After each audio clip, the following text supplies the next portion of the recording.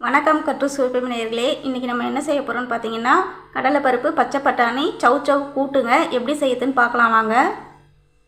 நான் 50 கிராம் கடலைப்பருப்பு எடுத்து 2 மணி நேரம் ஊற வச்சு எடுத்து வச்சுருக்கேங்க. அதை சேர்த்துக்குங்க.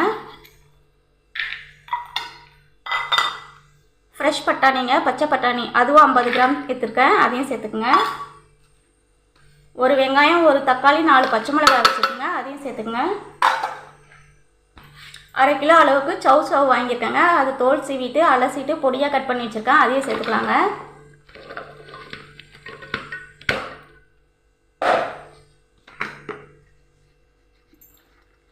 கொஞ்சமாக மஞ்சத்தூள் சேர்த்துக்குங்க தேவையான அளவுக்கு. பெருங்காயத்தூள் சேர்த்துக்குங்க.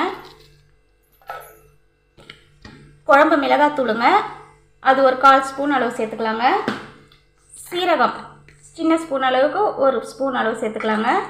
இது எல்லாத்தையும் நல்லா தண்ணி சேர்த்து மிக்ஸ் பண்ணி நம்ம வேக விட்டுடலாங்க. தேவையான அளவுக்கு தண்ணி சேர்த்துக்குங்க. தண்ணி சேர்த்து எல்லாத்தையும் மிக்ஸ் பண்ணிவிடுங்க. ஒரு 3 விசில் வர வரைக்கும் வெயிட் பண்ணலாங்க. 3 விசில் வந்துடுச்சுங்க. இப்போ ஓப்பன் பண்ணி பார்க்கலாம். பாருங்கள், நல்லா எப்படி வெந்து வந்திருக்குன்னு பாருங்கள். இந்த அளவுக்கு இருந்தால் போதுங்க. இப்போ வடிகட்டி தண்ணியை மட்டும் தனியாக எடுத்துக்கலாம். ஒரு கடாய் வச்சு தேவையான அளவுக்கு ஆயில் சேர்த்துக்குங்க. ஆயில் கம்மியாக இருந்தால் போதுங்க. எண்ணெய் காஞ்சதும் கடுகு உளுந்து சேர்த்துக்குங்க. சீரகம் வந்து ஒரு 1/2 ஸ்பூன் அளவு சேர்த்துக்குங்க. கூட்டு சாம்பாருக்குலாம் சீரகம் எவ்வளோ சேர்க்குறீங்களோ அந்த அளவுக்கு டேஸ்ட்டும் அதிகமாக இருக்குங்க. காஞ்ச மிளகாய் கிள்ளி போட்டுக்குங்க.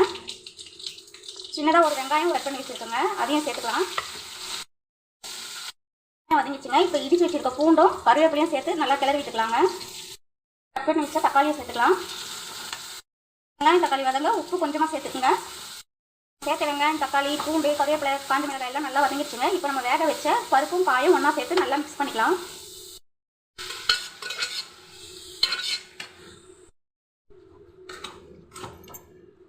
இப்போ நம்ம வடிகட்டி வச்சோம்ல அந்த தண்ணியை சேர்த்துக்குங்க.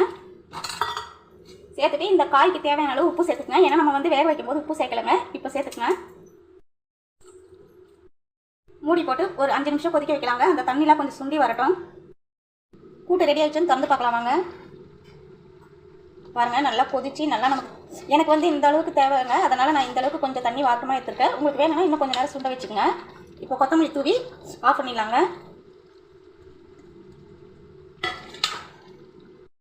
சவ் பட்டாணி கூட்டு ரெடி ஆகிடுச்சுங்க. இந்த ரெசிபி உங்களுக்கு பிடிச்சிருந்துச்சுன்னா கற்று சுவைக்கும் சேனலை லைக் பண்ணுங்கள், ஷேர் பண்ணுங்கள், கமெண்ட் பண்ணுங்கள், சப்ஸ்கிரைப் பண்ணுங்கள். மறக்காமல் பெல் பட்டனை கிளிக் பண்ணுங்கள். தேங்க்யூ.